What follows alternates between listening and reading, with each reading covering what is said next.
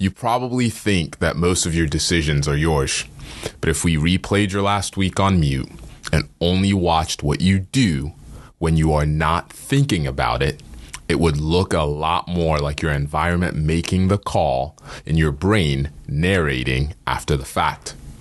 Think about the last time you decided to stay up too late, or skip the workout, or scroll instead of being with the people that are in front of you. Same couch, same bed, same phone in the same spot, same apps on your home screen, same bike hanging in the garage like an expensive piece of Italian art. Looks the part, but is completely out of reach at 5:30 a.m. In your head, you say, I'm changing. In your environment, nothing changed. And then you wake up the next day and blame your willpower like you lost some private moral battle, when most of what happened was your brain followed the same cues that it has 1,000 times. I'm Yvonne, and this is Sisu Lab. The last Habitudes Inc. episode was about who you're becoming, your habits plus your attitudes when you're not performing for anybody. You do not have to watch these in order, but if you want to go deeper on that identity side, you can always go back to the first episode after this. This is part 2. Today, we'll look at an important question. If your environment is quietly running half of your life on autopilot, what is it actually training you to be? Let me tell you about my version of this. I love running, I love sports, and I got into cycling a couple of years ago and absolutely love it. I keep telling myself that I'm an early morning rider. This is the story that was in my head. But here's what actually happened. It's dark at 5:30 in the morning. I'm in the kitchen, half awake. My phone is on the counter. I see one notification and then 3, and I keep on checking for something real quick. Meanwhile, my bike is hanging in the garage like an expensive piece of Italian art, perfectly placed as part of my wife's mission to declutter. It looks like I'm a serious cyclist, but it is actually terrible for getting on the road at 5:30 in the morning. To ride, I have to unlock the door, get into the garage, shuffle things around, get my bike down without dropping it, find my shoes, fill my bottles, and by the time that I've done this dance of doing all of that and then getting myself ready, it's a lot easier to tell myself that I'll just ride tomorrow or the next time. In my head, I'm disciplined. In my environment, I am not. And that gap right there is what this episode is about. Your environment is louder than your intentions. If your environment and your intentions are arguing, your environment is winning. We've all experienced this. You decide that you're going to read more. The intention is solid. You believe it. You mean it. But in your actual environment, your phone is next to your bed. Every notification is on. Your streaming apps have already queued your next episode. And your book is on a shelf in another room. That's not a character issue that you end up scrolling. Your environment is just simply louder. Or you decide that you want to eat differently. You write it down, you tell the people in your life, you make a plan. But in your environment, the snacks you reach for without thinking are stocked and visible. And anything healthy requires planning and effort. Again, your environment is louder. We like to believe willpower is the main driver, but most of the time, the battle is already decided by how the stage is set. So, instead of asking, why am I not strong enough to resist this? Start asking, why have I built a world where I have to resist this all day? That's a different question, and it moves you from shame to design. Discipline is often just good design with a better story. The people you call disciplined are often just people who have made the right thing easier and the wrong thing harder. I see this every time I step up to play a pickup soccer game with no shape whatsoever. 7v7, nobody really calls out positions. You have 3 people who think they're forwards. You have 3 people who chase the ball wherever it goes, and you have 1 poor soul, usually stuck in the back, waving their arms, trying to hold some kind of line, and nobody's tracking runners, nobody's pressuring together, everybody's gassed after 10 minutes. And usually it's not because those players aren't technical. They can trap the ball, they can pass, they can shoot. The chaos that happens during those games is not about talent. It's about shape. There's no formation, there's no roles, there's no shared systems. It's just everybody playing on vibes. That is what so many of our lives look like. We keep calling it a lack of discipline, but really it's just pick up with no tactics. There's no environment that tells your energy where to go. Now zoom all the way up from the local pickup game to the top of the game, the best of the best, where PSG just lifted the Champions League after beating Arsenal. I had to include that in this episode. What you see is Dembele and Doué and the goals and the confetti. What you don't see are the analysts buried watching all the footage, are the training pitches, the repeated patterns, the environment that makes those movements almost automatic.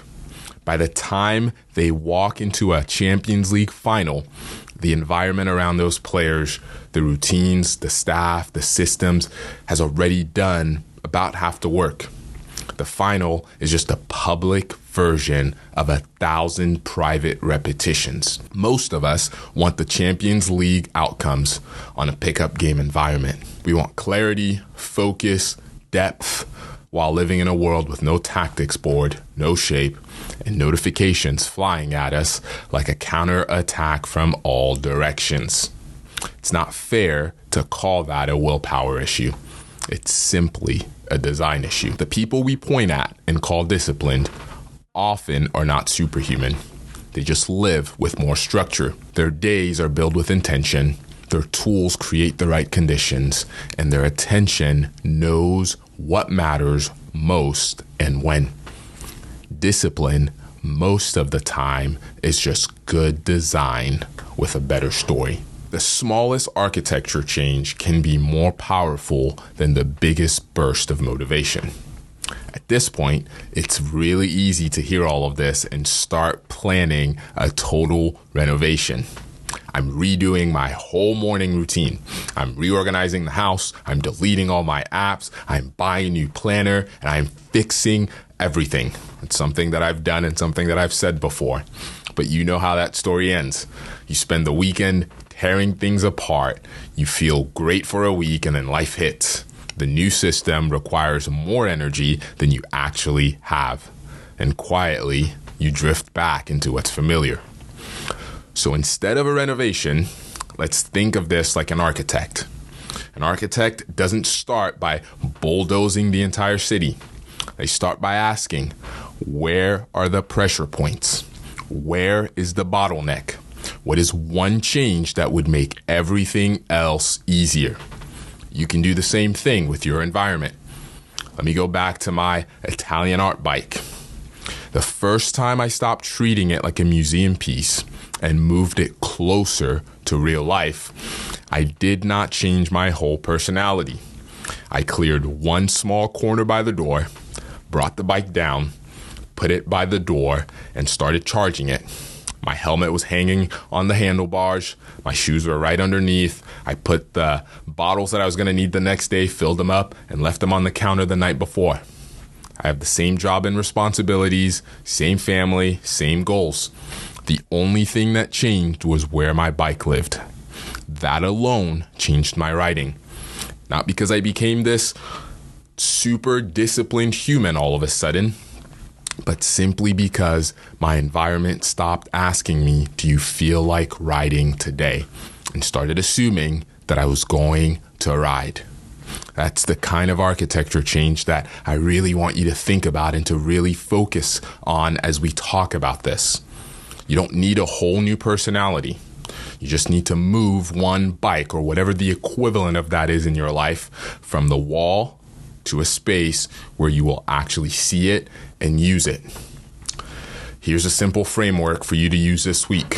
1, identify where your environment is most out of alignment with who you are becoming. You probably already know. Maybe it's your mornings, maybe it's your evenings, maybe it's your phone use, maybe it's your workspace or your bedroom. Don't judge it, just name it. 2, ask yourself, what is one small change that would make the behavior I want easier to start? Not the whole behavior, just the start. If you want to read more, maybe the book lives on your pillow. If you want to move more, maybe your shoes live outside of your closet. If you want to be more focused or do more focused work, maybe your phone lives in another room for the first 30 minutes of the day. If you want more presents at dinner, maybe there's a spot or a basket where all the phones go, or maybe you just plug them in. Small, concrete, and physical. Think about it that way. And then 3, add a little friction where you keep falling. If a certain app derails you, it does not belong on your home screen. If snacking keeps wrecking your energy, the easiest food to grab should not be the one you are trying to avoid. If saying yes to everything keeps draining you, build one rule into your calendar that protects a non-negotiable block of time. The goal here is not to create a life with no temptation or no difficulty. The goal is to stop forcing yourself to fight the same avoidable battles every day. You do not have to build a perfect environment. You just have to build one that is more honest about your humanity. In the first episode of Habitudes Inc, Becoming, we asked, what are your habitudes and what are they saying about who you're becoming? In this episode, Design, we're really asking something completely different. And it's, if your environment is a coach, what is it coaching you to care more about right now? Is it coaching you to care more about speed or depth, noise or reflection, reaction or intention, comfort or growth? You're not as powerless as you think you are when it comes to your habits. So here's the question for this week. If you treated your life like a company for just the next 7 days, what is one small architecture change that you would make inside your habits that would make the right thing easier to do and the wrong thing harder? I just want you to think about one change, not 10. Maybe it's where your phone sleeps. Maybe it's how your calendar is allowed to look. Maybe it's where you keep your journal or your shoes or your laptop. Maybe it's one boundary around notifications. You don't have to transform everything. You just have to acknowledge that design is not neutral and decide to take back a little more authorship. Thank you for listening. If this episode stirred something in you, share it with one person who keeps blaming their willpower and might need to hear that their environment is part of the story. In the next episode, we'll talk about what it looks like to keep going when the newness wears off and consistency feels boring. I'll see you in the next one.